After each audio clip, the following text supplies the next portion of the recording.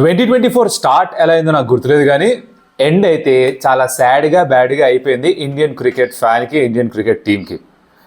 ఓడిపోయాం boxing day test match and day 5 start అయ్యేసరికి ప్రతి result పాసిబులే అనుకొని మొదలుపెట్టిన రోజు కాస్త చాలా త్వరగా అయిపోయిందిరా మన పని, స్టేజ్కి వెళ్ళిపోయింది. కారణాలు ఏంటి? ఎవరినన్నా బ్లేమ్ చేయాలా లేకపోతే ఓవరాల్గా మాడగోలుగా కాస్త? Let's get started. Welcome to some tales. నా పేరు కౌశిక్ అండ్ ఈ వీడియో చేయడం కొంచెం కష్టంగానే ఉంది, ఇబ్బందిగానే ఉంది. బేసిక్గా ఏమిటంటే అంటే రాత్రి సరిగ్గా పడుకోలేదు బికాస్ డే 5 చాలా ఇంట్రెస్టింగ్గా ఉంది. ఇండియా ఏమన్నా అద్భుతాలు చేయగలుగుతారేమో అని చెప్పేసి తక్కువ నిద్రపోయి లేచి మ్యాచ్ చూడడం స్టార్ట్ చేసి ఇంకా 2 వికెట్స్ 3 వికెట్స్ ఉన్నాయి అన్నప్పుడు ఇంకా నిద్రాదేవత ఆవహించి పడుకుండిపోయా. అంటే result was kind of obvious కదా, అట్లా పడుకుండిపోయి తర్వాత నెమ్మదిగా లేచా అనమాట. టీవీ నడుస్తూనే ఉంటుంది, నేను ఆ నిద్రలోకి వెళ్ళిపోయా. మధ్య మధ్యలో మెలుగు వచ్చినప్పుడు రోహిత్ శర్మ ప్రెస్ కాన్ఫరెన్స్లు ఇవన్నీ కనిపిస్తూ ఉన్నాయి. సర్రా అయిపోయింది లేరా ఇంకాసేపు పడుకొని చెప్పి ఇంకా పడుకున్నాను. 2:30 లేచి వీడియో చేస్తున్నాను. మాడుకుందాం కాస్త. సరే, ఇప్పుడు ఏమిట్రా అంటే ఫస్ట్ థింగ్స్ ఫస్ట్, WTCలో ఇండియా పరిస్థితి ఏంటి? ఏముంది, ఒక మ్యాచ్ మిగిలింది మనకి ఈ సైకిల్లో. యాక్చువల్గా చూస్తే కనుక లాస్ట్ సిరీస్ ఈ సిరీస్ ఇప్పటిదాకా 7 మ్యాచెస్ ఆడితే మనం 5 ఓడిపోయాం. So out of 7, 5 losses, 1 win, 1 draw. That tells you that India form dip అయింది, దాని ఎటువంటి సందేహం లేదు. 3 ఇంట్లో ఓడిపోయాం. ఇక్కడ 4 టెస్ట్ మ్యాచ్లు అయితే ప్రస్తుతానికి డౌన్ 1-2. 2 మ్యాచ్లు ఆస్ట్రేలియా గెలిచారు, 1 మనమే గెలిచాం అంతే. ఒక డ్రా అయింది, అది కూడా వర్షం కారణంగా డ్రా అయిందా అని క్వశ్చన్ మార్కులు కూడా ఆస్ట్రేలియన్ ఫ్యాన్స్ రేపుతుంటారు. ఎనీ విచ్ వేస్ అయిపోయింది అది.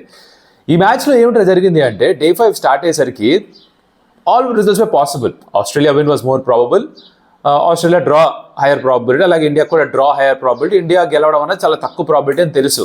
బట్ కావాల్సిందల్లా ఏమిట్రా అంటే we needed a very good start. అసలు ఛాలెంజ్ చేయాలన్నా కూడా, గెలుపు కోసం వెళ్ళాలన్నా కూడా సాలిడ్ ఫౌండేషన్ అవసరం. ఇది క్రితం వీడియోలో కూడా దీని గురించి I think we spoke about that. అది జరుగుతోందేమో అనిపించింది బికాజ్ రోహిత్ శర్మ ఎలా అయితే నేను ఎక్కువ షాట్స్ ఆడను బుజ్జాయ్, నేను నెమ్మదిగా స్టార్ట్ చేస్తా, ఐల్ టేక్ మై టైం, తొందర ఏమీ లేదు అనుకున్నాడు. నెమ్మదిగా ఆడాడు. ఒక 16 ఓవర్ల పాటు 25 రన్స్ మాత్రమే కొట్టారు. చాలా స్లోగా ఆడారేమో, షెల్లోకి వెళ్ళిపోయారు అనిపిస్తున్నా కూడా వాళ్ళ ఉద్దేశం ఏమిట్రా అంటే ఒక ఫౌండేషన్ వేద్దాం. ఫస్ట్ సెషన్లో వికెట్స్ ఏమి పడకపోతే తర్వాత 2 సెషన్లో 60-65 ఓవర్లు ఉంటాయి. దాంట్లో ఎవరి స్టైల్లో వాళ్ళు బ్యాటింగ్ చేస్తే ఏమో గుర్రం ఎగరావచ్చు అనుకుని ఉంటారు. కానీ దానికి కీ ఏమిట్రా అంటే వికెట్స్ పడకూడదు. ఎప్పుడైతే ఆ 17th ఓవర్లో రోహిత్ శర్మ ప్యాట్ కమిన్స్ బౌలింగ్లో అవుతాడో, రాహుల్కి మళ్ళీ మంచి బాల్ పడిందో, 2 మంచి బాల్స్ పడ్డాయి రాహుల్కి టెస్ట్ మ్యాచ్లో. As a batter sometimes you can't do much about it. Virat Kohli out అయ్యాడు, again outside the off stump cover వాడే ప్రయత్నంలో నిగ్రహంగా, ఓపిక్గా, క్రమశిక్షణతో, పట్టుదలతో outside the off stump ball వదిలేస్తూ తపస్సు చేస్తున్నట్టుగా ఫస్ట్ ఇన్నింగ్స్లో ఆడినట్టుగా ఆడాలి అని అనుకున్నాం. అది జరగలేదు. ఎప్పుడైతే అది జరగలేదో, ఫస్ట్ సెషన్లో 3 వికెట్స్ పడ్డాయో, గెలుపు అనే రిజల్ట్ పక్కకి వెళ్ళిపోయింది. So I put up a post on Instagram, story పెట్టాను. ఏమన్నానంటే ఈ 2వ సెషన్లో వికెట్స్ ఏమి పడకపోతే గేమ్ ఆన్, కీప్ బిలీవింగ్ అని. నా ఉద్దేశంలో game on was game on for a draw. అది కూడా ఆ సిచ్యువేషన్లో మనకు ఒక విన్ లాంటిది కాబట్టి in my head I was thinking wicket ఏం పడకూడదు, we could go for a draw. Luckily అదే జరిగింది. లక్కీలీ అంటే బాగా ఆడారు కూడా, చాలా చాలా ధైర్యంతో ఆడారు ఇద్దరు. జైస్వాల్ బీట్ అవుతున్నా కూడా ఎక్కడా కూడా ర్యాష్ అంటే అక్కడక్కడ అడపదడప ఆడుతున్నాడు ఫ్లాషీ షాట్స్, బట్ అదృష్టం కూడా కలిసి వచ్చింది. తను ఉన్నాడు. రిషబ్ పంత్ కొన్ని బాడీ బ్లోస్ కూడా తీసుకున్నాడు. There was 1 ball Pat Cummins ఒక బౌన్సర్ వేస్తే తీసేసుకున్నాడు బాడీ పై, ఎందుకంటే ఫార్వర్డ్ షాట్ లేకు వెనకాల లెగ్గలి బయట ఫీల్డర్స్, ఆ హుక్ ఆడలేడు, డిఫెండ్ చేస్తే అవుట్ అయ్యే ఛాన్స్ ఉంది. భుజం మీద తీసేసుకున్నాడు బాల్ని. అండ్ యూ న్యూ దట్ ఇది ఒక తగలంగానే ఒక పుజారా వెంటనే గుర్తొచ్చాడు. అరే ఆ మోడ్లో వెళ్ళిపోయారు, ఆ మోడ్లో ఉన్నారు, ఫైట్ చేస్తున్నారు, బాగుంది. అండ్ రిషబ్ పంత్ కూడా ఏవేవో షాట్స్ ఆడట్లేదు. And when he's defending, he looks very calm and composed and చాలా అష్యూర్డ్గా అనిపిస్తాడు. అంటే ఒక నిలకడ కనిపిస్తుంది డిఫెన్స్ ఆడుతున్నప్పుడు. షార్ట్స్ ఆడుతున్నప్పుడు ఎలా అయితే ఒక చంచల తత్వం ఉంటుందో, ఎలా అయితే అల్ట్రా అగ్రెసివ్గా ఉంటాడో, డిఫెండ్ చేస్తున్నప్పుడు it's got lot of time, కంఫర్టబుల్గా ఉంటాడు. అదే చేసి చూపించాడు కూడా. సో సెకండ్ సెషన్ వికెట్స్ ఏమి పడలేదు. So I was thinking okay, draw is a possibility now అనుకున్నావో లేదో. ట్రావిస్ హెడ్ బౌలింగ్లో మళ్ళీ ఒక అవసరం లేదని అనిపిస్తుంది ఆ షాట్ ఇప్పుడు. అంటే ప్రెస్ కాన్ఫరెన్స్లో మ్యాచ్ అయిపోయిన తర్వాత రోహిత్ శర్మ ఏమన్నాడు వినుంటే మీరు, రిషబ్ పంత్ లాంటి ప్లేయర్ ఏంటారు అంటే అలాంటి షాట్స్ ఆడుతూ అలాంటి క్రికెట్ ఆడుతూనే గతంలో బోల్డ్ సక్సెస్ చూశాడు, ఇప్పుడు ఫెయిల్ అయ్యాడు కాబట్టి తను ఆపాలా, లేదు నువ్వు అలానే ఆడని చెప్పాలా, ఒక చిన్న ఫైన్ లైన్ పెట్టకూడదు మీద నడుస్తున్నట్టుగా ఉంది. అటు వెళ్ళాలా ఇటు వెళ్ళాలో తెలీదు, ఏం చెప్పాలో తెలీదు, తనే అర్థం చేసుకోవాలి తన గేమ్ని, ఏది చేస్తే బాగుంటుంది టీంకి ఆ పరిస్థితిలో తనకే ఒక అవగాహన ఉండాలి అని వదిలేశాడు, which I think is fair. And Rishabh Pant అడిగితే తనే డిసప్పాయింట్ అయి ఉంటాడు అంత ఓపిక్గా ఆడిన తర్వాత. Travis Head of all bowlers, regular bowler కాదు, ఎక్కడో బాల్ కొడితే లాంగ్ ఆన్లో catch, was very disappoint of the way got out. And Australia లాంటి టీమ్స్కి ఏమిట్రా అంటే వాళ్ళకి సంధిస్తే కిలోమీటర్ దూసుకెళ్ళిపోతారు, పెంట చేసి వదిలిపెడతారు. అదే చేశారు ఛాంపియన్ సైడ్. వాళ్ళ ఓపెనింగ్ స్పెల్ ఏదైతే వేశారో was one of the best I've scene.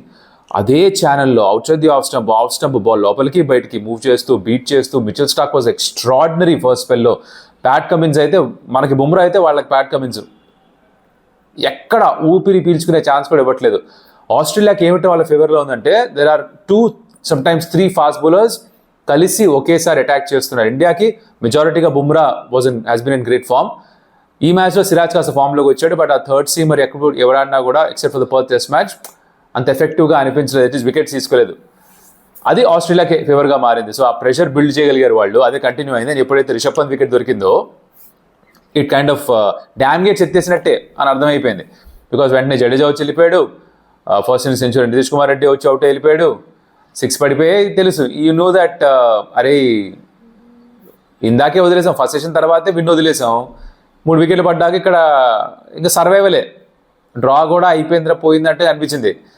Formality మీకు అర్థమవుతుంది కదా బేసిక్గా, ఎంత నిరాశ నిస్పృహ నాలో ఉందో మీకు అర్థమైపోతుంది బేసికలీ వీడియో చూస్తుంటే. అదే జరిగింది and eventually India lost the test match. So ఇప్పుడు కారణాలు వెతుక్కుంటే ఒక మనిషిని బ్లేమ్ చేస్తూ వెళ్ళకూడదని నా personal feeling. Because team sports you can't really pick and choose one person. ఇక్కడ collective ఫెయిల్యూరే.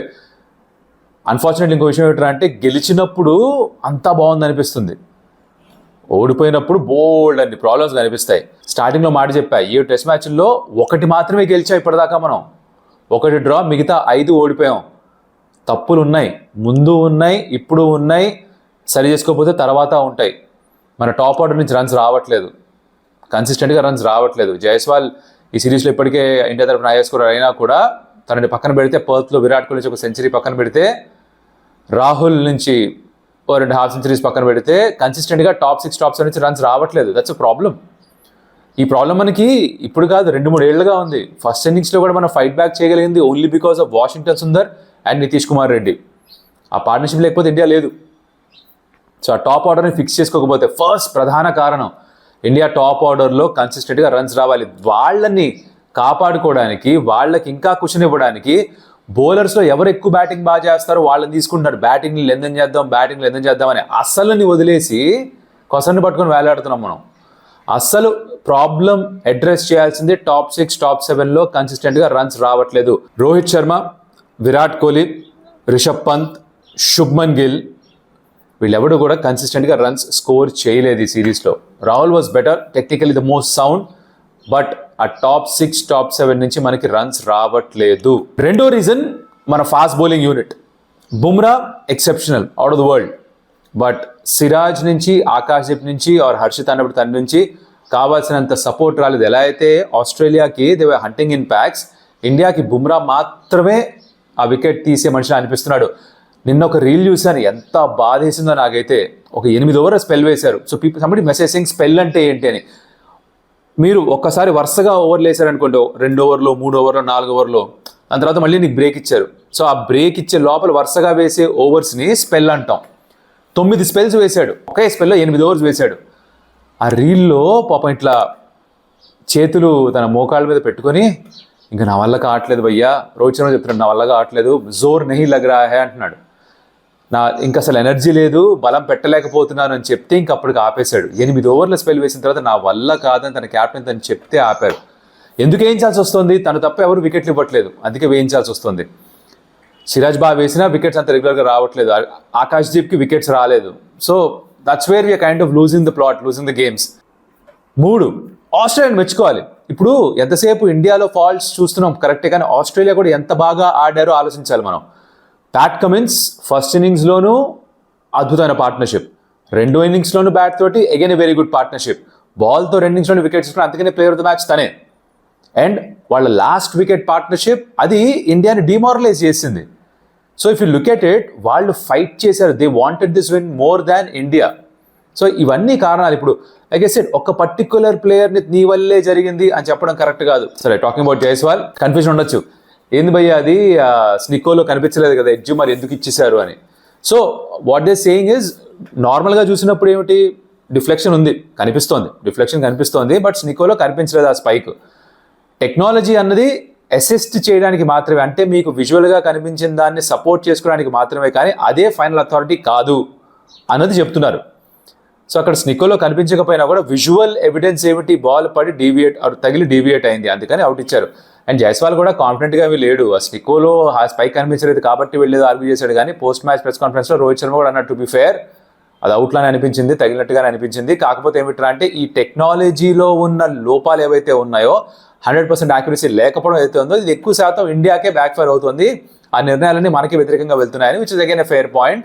But it is what it is. And బాగా ఆడాడు జైస్వాల్ కూడా, బట్ రాంగ్ టైంలో తను అవుట్ అయిపోయాడు. బట్ అప్పటికే the result was kind of on the wall. వాళ్ళు Australians have played much better cricket, they deserve to be here.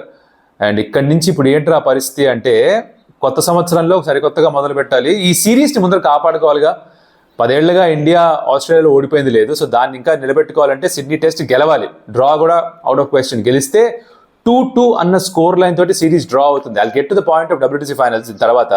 But ఆ 2-2తో వెళ్ళడం కాస్త గర్వాన్ని మిగులుస్తుంది ఇండియాకి, కాస్త తలెత్తుకొని వెనక్కి రావచ్చు. అంటే ఓడిపోతే తలదించుకోవాలి, సినిమా టైప్ డైలాగులు కాదు, కానీ ఏమిట్రా చెప్తున్నానంటే train to says but you can actually win the test match, draw the series and come back with your head held high. ఒక హుందాతనంతో వెనక్కి రావచ్చు. ఆపర్చునిటీస్ మనకి లేవా సిరీస్ గెలవడానికి? వచ్చాయి, బట్ చేదార్చుకున్నాం. ఇక్కడ ఓడిపోకుండా సిరీస్ని డ్రా చేసుకుని వచ్చే ఛాన్స్ ఉంది. దానికి సిడ్నీలో మంచి క్రికెట్ ఆడాల్సి ఉంటుంది. బుమ్రా ఎంతవరకు తిరిగి ఇంకా ఎఫర్ట్ ఇవ్వగలడు? ఇప్పుడు ఏమిటంటే సిరీస్ చేదాటిపోయింది కాబట్టి mentally does he still have the energy to give one more push? మిగతా బౌలర్ సపోర్ట్ చేస్తారా? బ్యాటింగ్ ఇప్పటికన్నా క్లిక్ అవుతుందా? సిడ్నీ సపోజిడ్లీ బెటర్ ఇండియన్ బ్యాటింగ్కి సూటెడ్.